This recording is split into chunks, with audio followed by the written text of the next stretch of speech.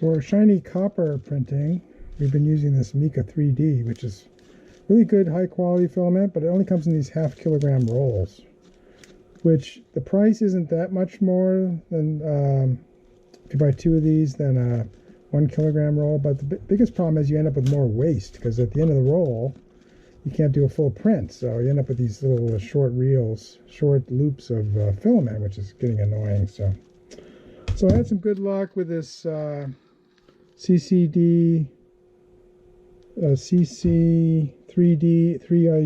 filament, shiny red.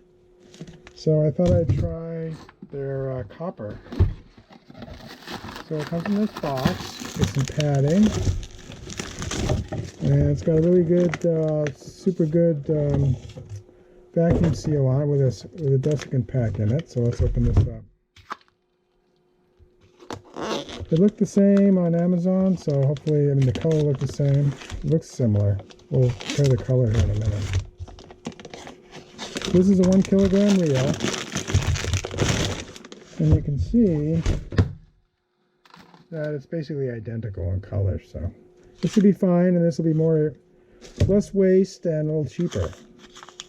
So cheap is good if you're making things to sell, as long as the quality is up there. Like I said, I had good luck with this red filament, so I'm assuming this will print the same and do just as well. So let's give it away. We don't know how heavy these reels are yet, because we haven't used up one of these reels yet. But we'll see how much we got to start with. And we've got 1171. So this reel has a lot of cutouts and stuff, so it's probably pretty light. It's got an interesting 3D pattern. It kind of looks like Cubert, if you remember that game. Alright, so we'll do the usual test with this just to make sure. And we'll do a fun print at the end.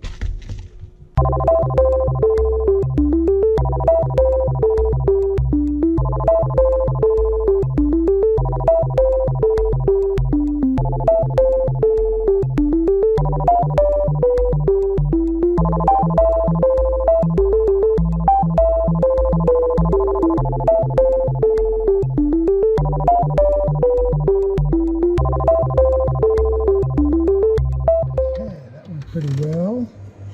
Let's see how we did here.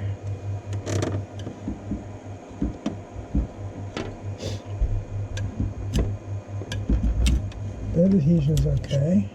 Yeah, a little bit of sticking. And as far as printing goes, lower temperatures didn't do so well. So 220, that little pointy thing, didn't complete very well. So 235 looks about the best, which is interesting because I think I'm printing the red at 240 and 235. So 240 actually looked the best here. So this is printing a little higher temperature than the Mika3D, but it's within our parameters of our printer, so it's not a big deal. Let's go ahead and do the bed adhesion test and just check that out and see how that turns out. We'll try that at 230. Hopefully it'll come out. Probably should do a little, actually I'll do that at 235, yeah.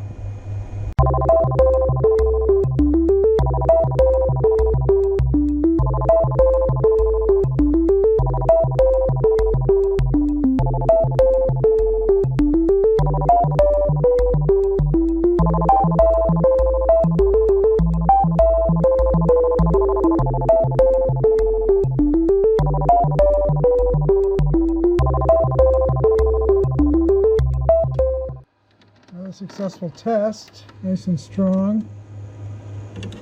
I ended up printing this at 230 because that's where we're printing all other PLAs at, and we're printing great bed adhesion at 40 degrees. Perfect. Hey, look at that super clean bottom. And look how shiny that is. Nice. And the indented lettering is very crisp, and the raised lettering is also really good, and the surface of this is super high quality. So I'm really happy with the CC3D filament. Like I said, I was using the red before, shiny red, and I'm going to be using all the other color, or the silver, the gold, and the copper. Whoops. Because it's going to be cheaper and less waste versus the Mika3D. So we're going to do a fun print, pushing on this hard, it's super strong. And we'll finish this up and put it in production.